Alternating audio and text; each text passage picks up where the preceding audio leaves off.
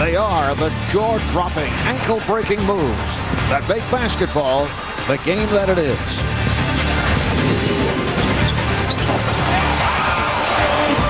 From above the rim to way downtown. But basketball is much more than maverick moves. For Dallas, a much improved team defense has translated into the best record in the NBA. For the reeling Sixers, it will take more than Allen Iverson's individual brilliance to find the answer that will reverse Philly's fortunes. It's the Sixers and the Mavericks next.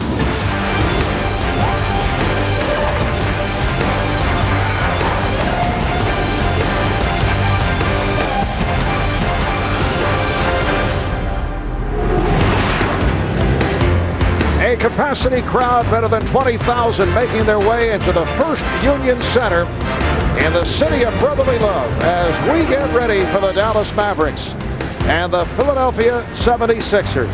76ers with Aaron McKie, Keith Van Horn, Todd McCulloch, who made his return in the game in Detroit last night after missing 4 games because of the nerve injury. We'll get into that a bit later on. And Allen Iverson, Eric Snow in the backcourt. When they went at Detroit, they had lost 16 of the previous 22. That will count, and the foul on Roger Bell. All right, here we go, one. Deep in the left-hand corner, Iverson squares up, wants to see if he's got that jumper going that was there right at the end of the game last night. And if there is contact, it's very slight contact from that angle. Creates, and those problems tend not to be as great when you're winning as many games as Dallas is. The players seem to understand a little bit. Todd McCulloch. Look at the Eastern Conference starting lineup. Tracy McGrady, Allen Iverson, as Ernie mentioned, Vince Carter, along with Detroit's Ben Wallace and Jermaine O'Neal. And in the West,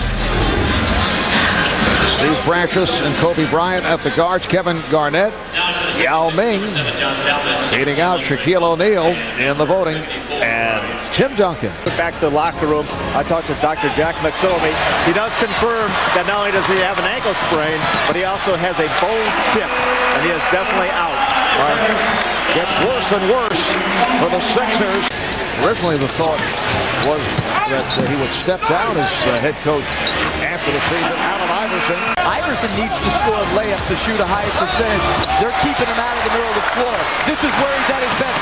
In transition, there's no one better finishing in transition than Allen Iverson.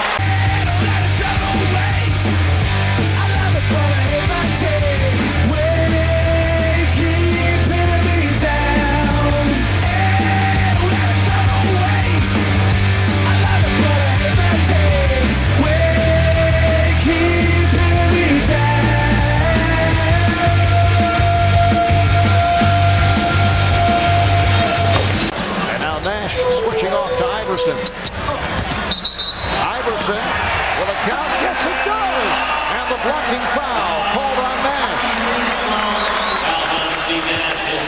Iverson gets Nash in a situation where he's got him backing up. Nash takes a shot, figures he's going to cross over and go from right to left, make his move, tries to get there, but you can see his feet are still moving.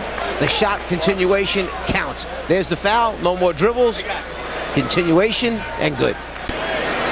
Let's go over to Craig. Snow is a very good cutter. Iverson hits him at least once a game. Foul on Nash, that's 3. Here's Iverson to the crossover. The 76ers are within 3. Go with McCulloch. Was a question mark, did play in the first half. He came back today and said this guy really took it to heart and has worked extra hard over the last couple of weeks and responded. Iverson with a fadeaway. He had 9 straight points. Iverson 3 for 4 thus far. We see the little floater and 1 after the ball goes in.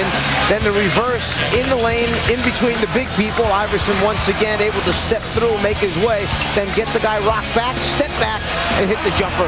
6'5" and 6'6" are their biggest players. Iverson challenging Nowitzki. 17 points for Nash. Allen Iverson has turned it after the slow start. He's hit 7 of his last 10 shots. 3.3 remaining in the third quarter.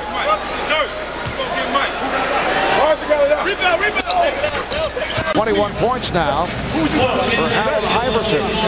Started out 1 for 5, and he has certainly turned it around since then. Dirk Nowitzki, the high point man for the Mavs, with 28. Don Nelson today in talking to us that he said this guy's just struggled to make shots. He just can do once. Remember Don Nelson saying he'd like to see the back door by Allen Iverson for the layup. Nice pass from Van Horn. Mavericks 107 and the Sixers 94. Coming up, game 2 of our doubleheader with exclusive coverage of the New Jersey Nets and the Golden State Warriors. For the Czar, Mike Fratello, Jeff Van Gundy, Craig Sager.